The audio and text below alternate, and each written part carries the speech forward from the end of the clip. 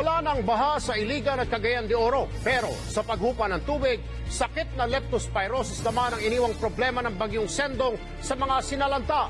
Franz Noguera, ikwento mo. Nasa pasilyo na ang ilang pasyenteng naka-admit sa Northern Mindanao Medical Center sa Cagayan de Oro City. Ang dahilan, sobrang dami ng mga naka-admit.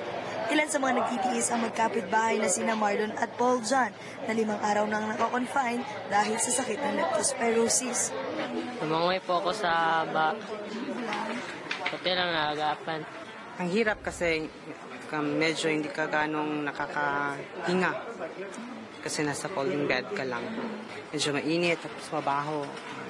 Ang problema ng mga pasyente sa matutulugan, pilit namang sinusolusyonan ng DOH. We purchased additional bed, yung mga folding bed, temporary lang. So I think we have 100 of that. So yun ang ginagamit natin. We utilize the alleys and all space available. 178 na ang kaso ng leptospirosis sa ospital, 3 na ang naitalang patay. Kaya ang ibang pasyente gaya ni Elizabeth napasugod na sa health office para kumuha ng gamot laban sa leptospirosis at magpabakuna laban sa tetano. Nagkasugat-sugat nga ang aming legs, tapos gawa ng alambre, kaya nagdaan kami sa pader, sa bubong muna kami nagdaan. Sa Iligan City naman, 3 na rin ang namatay dahil sa leptospirosis. Ayon ng mga doktor, kung makakaramdam ng lagnat, pananakit ng katawan at hirap sa pag-ihi, agad na magpatingin sa ospital. Franz Noguera, News 5. Pagkatapos ng New Year, pagbabalik eskwela naman ang aasikasuhin ng mga sinalanta ng bagyo sa Northern Mindanao. Pero saan naman kaya magkaklase ang mga estudyante? Gayong ginagamit na evacuation center ang mga classroom. Mula Iligan City, ikwento mo Carla Lim. Puno ng mga damit, gamit at nagsisisikang evacuees. Sa itsura pa lang, di mo akalaing classroom ito sa Santa Filomena National High School sa Iligan City. Pero kahit pasukan na ng mga estudyante bukas, hindi pa rin papaalisin ang mga evacuee. Ang solusyon, ang mga tent na ito. DepEd said, sila daw ang nasa tent and ipatuloy yung mga evacuee sa classroom. So, mahigit 2,000 estudyante ang pagkakasyahin sa mga tent. Dahil dito, values education muna ang ituturo ng mga guro. Tsaka na lang daw dadagdagan ang mga subject. At dahil kulang ng espasyo, tigda 2 oras na muna ang pasok ng kada estudyante. Inaalala ko lang maliit lang ito kaysa number of students that we have. Sasabay din sa pasukan bukas ang ilang eskwelahang winasak ng bagyo. Sa maniwala kayo sa hindi, ang nakikita ninyo ay isa sa 6 na building ng Mandulog Elementary School kung saan nakapwesto ang mga classrooms ng grade 1 to grade 6. Pero nang manalasa dito si Bagyong Sendong, walang tinira sa classrooms at nag-iwan pa ng tipak-tipak na bato. Tent din ang solusyon sa kanila ng lokal na pamahalaan. Mag-ano kami ng paraan na sana yung mga pupils namin ma-in-group namin at magkakaroon kami ng klase.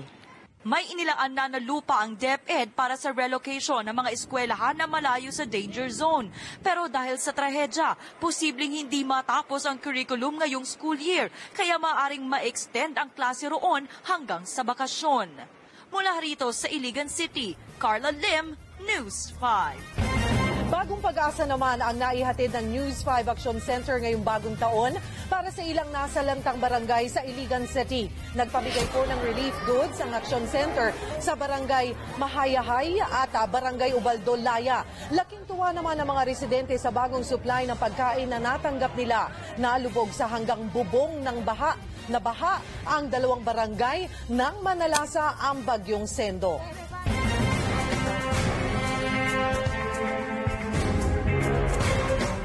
Ito po ang Video Bandido, ang reklamong ginokomento at tinutukan ninyo, aaksyonan namin. Inabot na ng New Year ang baradong drainage na inireklamo ng mga taga New Lower Bicutan sa Taguig. Malapit naman daw ito sa barangay pero hanggang ngayon, di pa rin aaksyonan. Heto po ang kanilang Video Bandido. Ito ang mga larawang kuha mismo ng mga residente ng Purok 1 sa New Lower Bicutan, Taguig.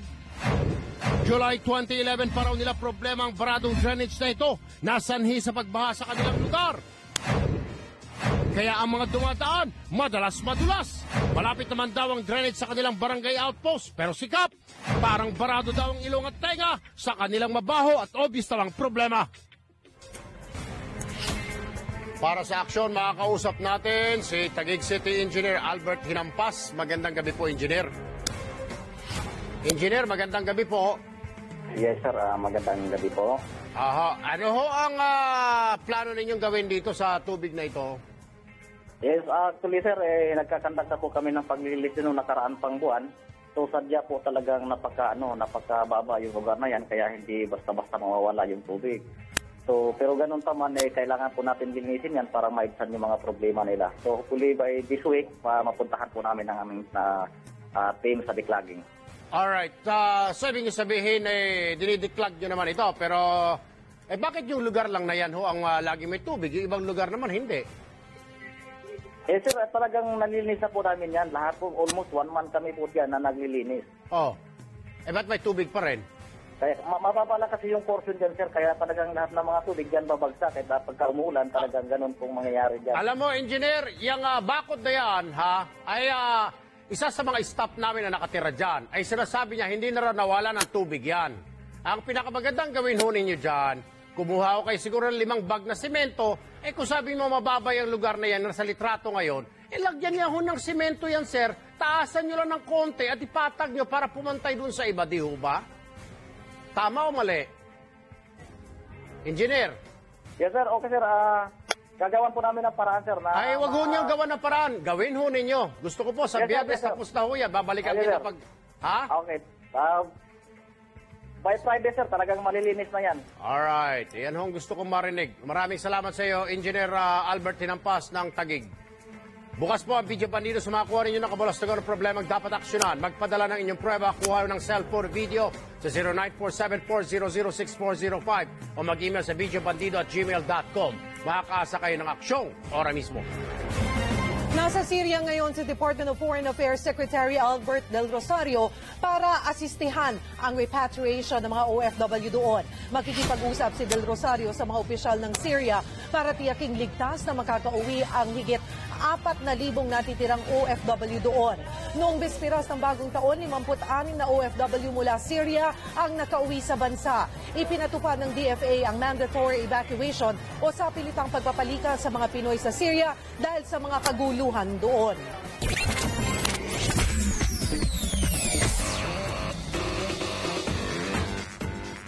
Gaya ng marami, kanya-kanya ring gawa ng New Year's resolutions ang mga celebrity. Pero ang isang kapatid natin, time out daw muna sa paggawa ng resolution ngayong taon. Bakit? MJ Marfori, ikwento mo. Very thankful sa TV5 Princess Yula Caballero sa dami ng blessings na natanggap niya noong 2011. Kaya this year, target niyang manalo ng acting award. Yes, sana, parang sabi ko nga, New Year's resolution ko, lahat ng projects ko, I'll do my best. Si Marian Rivera naman, nangakong mas le-level up din daw ngayong 2012. At palagi ko sinasabi, next year gagawin ko mas makabuluhan ang buhay ko. Ang dati namang nachichismis na sina Lovey Poe at Jake Cuenca, time out daw muna sa Love Life. Hindi ko na naiisip yan. I think when I'm ready, pagkahanda na talaga ako, buong puso ko ibibigay dun sa susunod. Diet naman ang pangako ni na April Gutsilo alias Congratulations at Carla Abellana ngayong taon. Pero si Tessa Prieto Valdez, awat daw muna sa paggawa ng New Year's resolution. Yung New Year's resolution nagiging 1-week resolution. So I believe more on a monthly resolution. MJ Marfori News 5. Susunod sa aksyon, magkukulay at samut-saring pagsalubong sa bagong taon, babalikan natin. Metro Manila nabalot ng makapal na smog matapos ang putukan. Gaano nga ba ito kadelikado sa kalusugan? Bagong taon, sinalubong ng bagong singil sa tubig. At whether or not magiging malas sa bagong taon ang namumuong sama ng panahon sa Mindanao, sasagutin. Pag-usapan din natin ang taong 2012 na sabi ng Mayans, end of the world daw. Aduy.